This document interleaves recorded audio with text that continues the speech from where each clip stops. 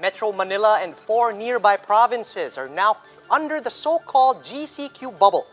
Non-essential travel is no longer allowed while the number of people in commercial establishments has been reduced. Let's take a look at how things are going on. First day of this new protocol live. If the surge in cases continues, private hospitals are set to reach full capacity in 2 weeks. Health experts are proposing a circuit breaker lockdown to curb the spread of the coronavirus.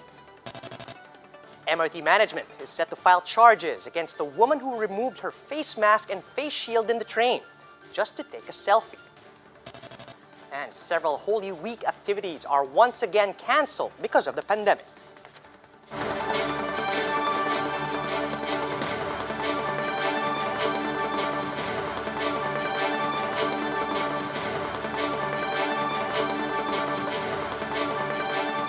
Fast, focused, and fearless. Here's everything you need to know as you jumpstart your day. I'm Charles Lejano. We begin today's newscast with Metro Manila and 4 nearby provinces now under GCQ for the next 2 weeks. But the so-called GCQ bubble comes with additional restrictions. Lynn Olivario has all the details. Those who are planning to go to the provinces from Metro Manila for the Holy Week may no longer be able to do so. This is because beginning Monday, March 22 until April 4, Metro Manila and the provinces of Bulacan, Cavite, Laguna, and Rizal will be under GCQ. Under a new IATF resolution, only those who are crossing zones for work and will be coming home, as well as APORs or authorized persons outside residence, will be allowed to leave and enter the so-called GCQ bubble. The 10 p.m. to 5 a.m. curfew will remain in effect, with the exception among night shift workers, cargo vehicles, and public transportation. Unimpeded pa rin po ang travel within the bubble area. Yung mga pauwi po, karapatan nyo po yung umuwi. Pero yun nga po, no, kinakailangan magpakita kayo ng ID na magpapatunay na kayo residente ng Metro Manila o kung saan man kayo uuwi. All public mass gatherings, including religious activities, will also be prohibited. Only a maximum of 10 people will be allowed to attend weddings, baptisms, and funerals. Under the new protocols, restaurants will remain open, but only for outdoor dining at half capacity. Takeout and deliveries are encouraged. Those aged under 18 and above 65, pregnant women, and those with comorbidities will not be allowed outside their residence. Entertaining visitors outside immediate family members is also discouraged. Presidential spokesman Harry Roque calls for the cooperation of village associations and local officials for the implementation of these measures. Dahil lang nais natin magkaroon ng parang mga family bubbles labang dahil iniiwasan nga natin yung additional interaction na nagiging dahilan kung bakit kumakalat nga itong COVID-19. Despite the stricter protocols, Roque insists that this is not a lockdown. Hindi po yan hard lockdown kasi bukas ang ekonomiya. But it is a restriction of movement.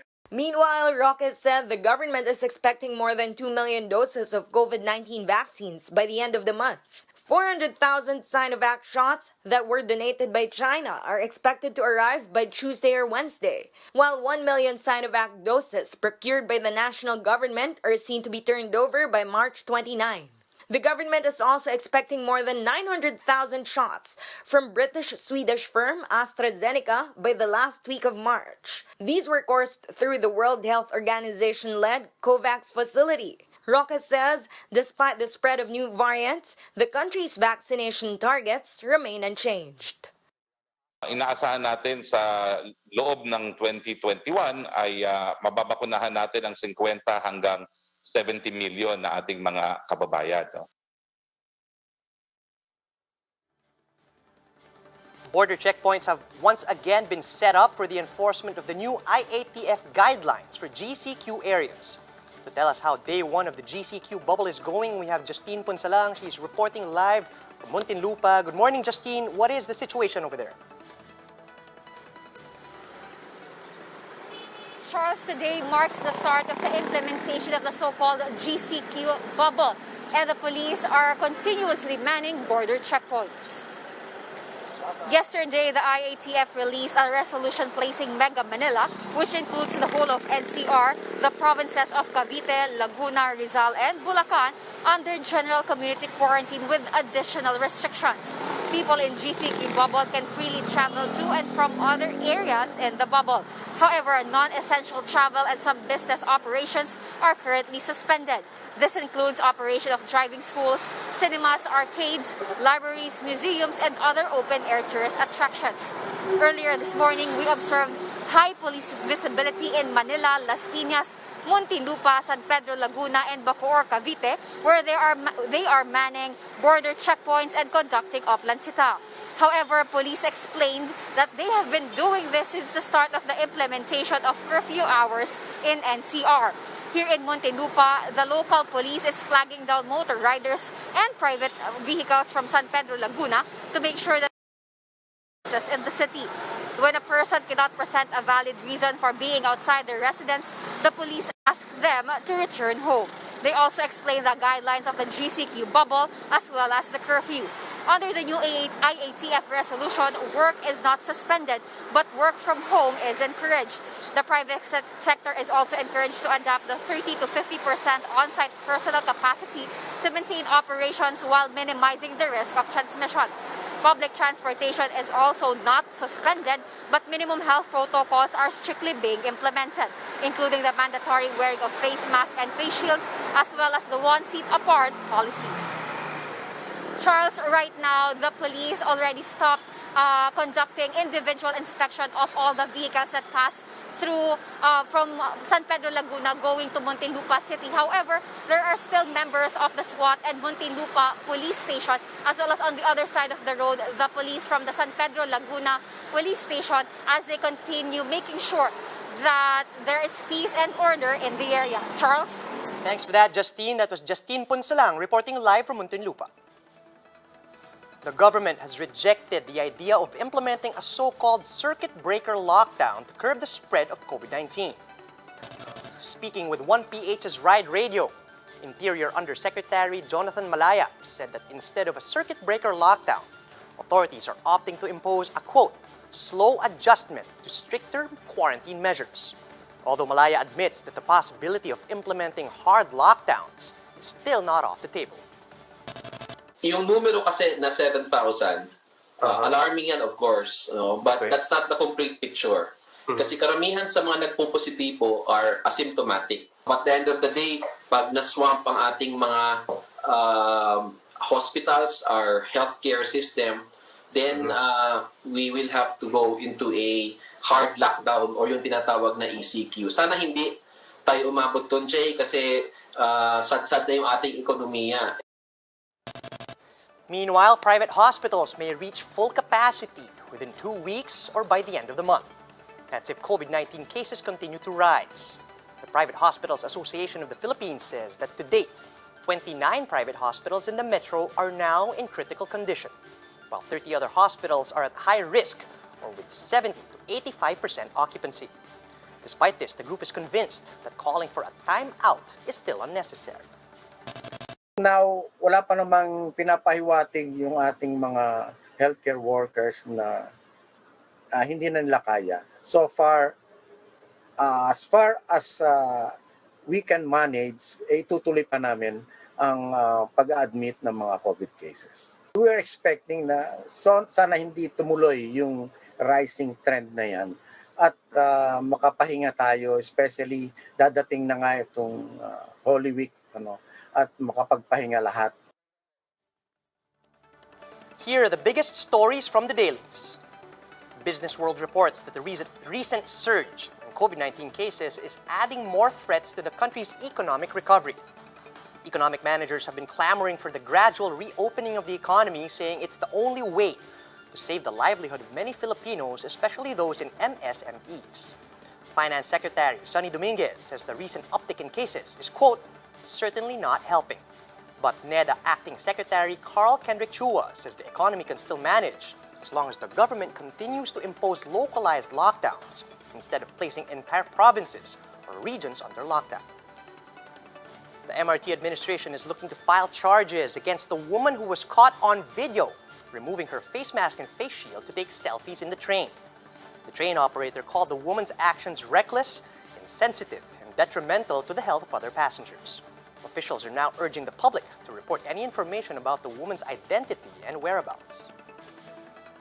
And Pamasa reports that 2 dioceses in Metro Manila are imposing lockdowns to prevent the further spread of COVID-19, as the Diocese of Novaliches has closed off churches in their area starting last Sunday, March 21. Although it is still considering reopening churches in time for Easter Sunday on April 4.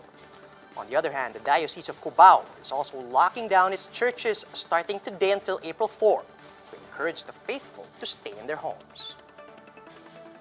Some Holy Week activities have been canceled for the second time around as COVID-19 cases continue to rise in the country.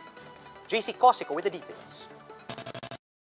Because of COVID-19's prevalence, there will be no processions for this year's Holy Week according to the CBCP. Currently, 50% of total capacity are allowed inside churches, which in turn allow the conduct of liturgies, masses, and blessings. But processions are a different beast, as it presents a greater opportunity for the virus to infect more people. We are going to do away with the processions because processions actually call for so many people's participation. That's why we are not going to do that, because we wanted also the people to be protected from this virus. NTF Special Advisor Dr. Ted Herbosa is also urging everyone to stay at home during the Holy Week, calling it an opportunity for a quote, religious lockdown. Traditionally, when I was young, Holy Week was a time when people stayed at home, prayed, and didn't go out. There were no activities for the whole duration of the Holy Week. If we can implement something like that, so that's culturally more acceptable than just a forced lockdown where people will be forced to just stay home and not go out. The CBCP tells the Catholic faithful not to worry, since Holy Week Masses will be available for streaming online on their Facebook page. The public may also join the celebration of Masses by watching it on TV or listening to the radio. For those who are not yet allowed to go out, and because only 50% are allowed to participate in our celebrations, so might as well be in the confines of your homes. Just be prayerful, even inside the homes, and be with your family. And then, of course, attend the celebration virtually. Finally, if worst comes to worst, the CBCP says it is willing to temporarily close churches again if the IATF should direct them to.